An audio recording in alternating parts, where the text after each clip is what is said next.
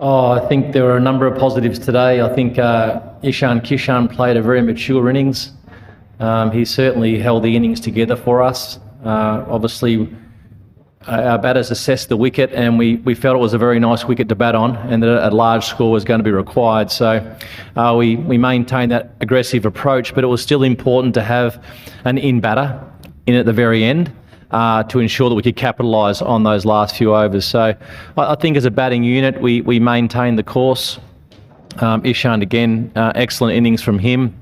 And we also had some good contributions throughout. So I think it was I think the last two matches, our batting performance has been very solid, and we've been able to achieve large scores and match-winning scores.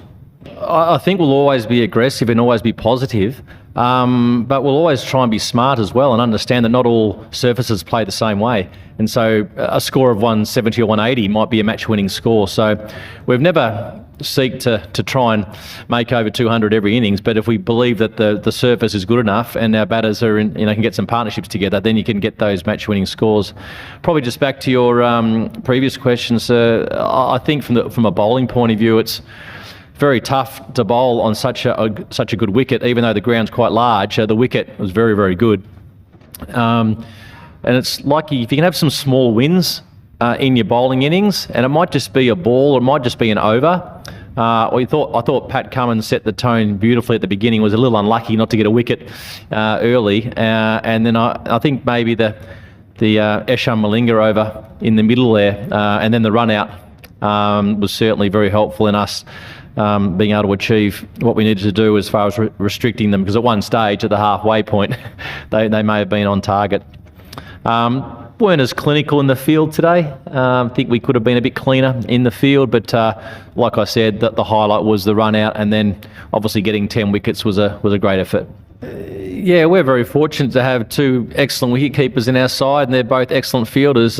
We just felt, we needed to change, and we felt maybe get classy out and run around out in the field. He's got a really strong arm, and he can field anywhere in the field, and we also know how effective Ishan is, how he is as far as communicating with bowlers and captains. So he's been really busy behind the stumps and really sort of trying to help direct some traffic out in the field too. So look, we just thought, as we saw today, they both kept. Ishan wasn't quite healthy at the start before he could come back on the field, but we're very fortunate to have two excellent wicket keepers, two excellent leaders in their own right, and so I think the change has worked really well. Oh, it's certainly one of the reasons. Yeah, we weren't able to maintain those partnerships and get those match-winning scores. So I think that's something that we've reflected upon and spoken about. But don't get me wrong, we've always talked about playing really intelligent and smart cricket, assessing conditions, assessing situations, so we can get a match-winning score. Hasn't worked as well this season, no doubt. Opposition bowling groups have worked very hard in studying us and working out ways in which they'll bowl to us to try and restrict us. But I suppose it's nice to get a couple of wins on the bounce, and we did play very well back at home when there was a washout. So we sort of had three good efforts the last three games, and we really would like to finish off our final game against KKR in Delhi and try and finish in the top half of the table.